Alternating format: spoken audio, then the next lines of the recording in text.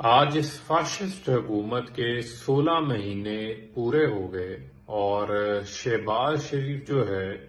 جس کو یہ کہتے تھے یہ بڑا بہترین ایڈمنسٹریٹر ہے، یہ بہترین ایڈمنسٹریٹر ثابت نہیں ہوا بلکہ یہ بدترین ایڈمنسٹریٹر ثابت ہوا ہے اور یہ نالائق اعظم ہے۔ سب سے بڑا جو جرم ان لوگوں نے کیا ہے وہ ان کی ترجیحات کیا تھی۔ وہ ترجیحات میں سب سے پہلی چیز ان کی شامل تھی اپنے مقدمات کو معاف کروانا، نیب قوانین کے اندر ترامیم کر کے ایف آئی اے کے پروسیکیوٹر کو بدل کر اپنی مرضی کی تفتیشی ٹیم لگا کر شہباز شریف نے اپنے ٹی ٹی کیس معاف کروائے، نیب کے کیسز معاف کروائے۔ اسی طرح آصف علی زرداری نے اپنے کیسز معاف کروائے، فضل الرحمان نے ہاتھ دھوئے۔ اسی طرح جو کیئر ٹیکر سیٹ اپ آیا اس میں انہوں نے کرپشن کی بہتی گنگا کے اندر اپنے جو ہے وہ ہاتھ صاف کیے۔ یہ سب لوٹ مار کا نظام انہوں نے چلایا، لیکن اسی کے ساتھ ساتھ عمران خان جو کہ پاکستان کا میں سمجھتا ہوں کہ ایک واحد امید کی کرن ہے، جو ہمیشہ پاکستان کے لیے باعث فخر بنے، چاہے وہ کرکٹ کے میدان میں ہو، چاہے وہ سوشل ورک کے میدان کے اندر ہو، چاہے وہ ان کی تعلیمی میدان کے اندر، چاہے وہ نمر یونیورسٹی ہو، چاہے وہ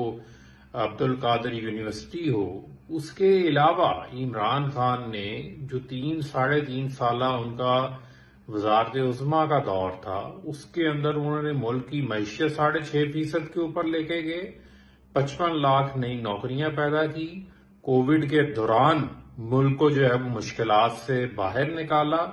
ملک کو بینک ڈیفالٹ ہونے سے بچایا، ایف اے ٹی ایف کی جو تلوار لٹک رہی تھی وہ سارا کام تو عمران خان کے دور حکومت کے اندر ہوا۔ اسلامو فوبیا کے خلاف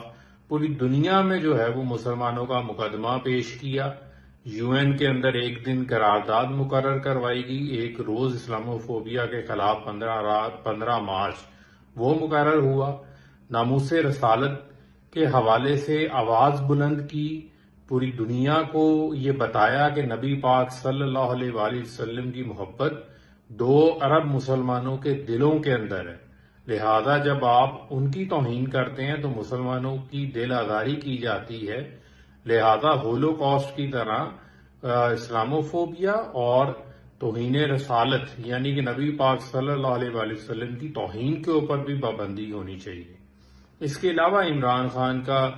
ہیلتھ کارڈ کا منصوبہ دیکھ لیں، عمران خان کا میرا اپنا گھر میرا خواب کا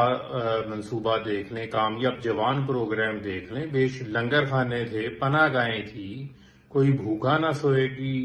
ان کے پروگرام سے۔ اس کے علاوہ بے شمار ایسے پروگرام ہیں جو عمران خان نے اپنے 3 سالہ دور حکومت کے اندر دیے۔